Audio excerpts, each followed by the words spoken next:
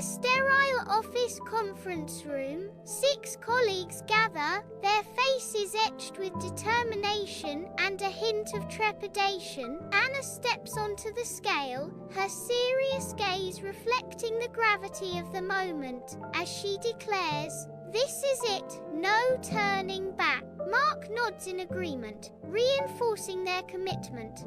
90 days, no supplements, just us. In the office pantry, a vibrant array of colourful containers lines the table, each a testament to their organised routine. David exclaims, "Who knew healthy could look this good?" Chloe, with a playful grin, responds, "Wait until you taste it." Under the warm sunlight, 6 colleagues walk through the park, their smartwatches blinking. They pause near a park bench, rustling journals filling the air as they scribble notes. Sarah smiles. "Small steps, big changes." Jake responds, "It's about progress, not perfection."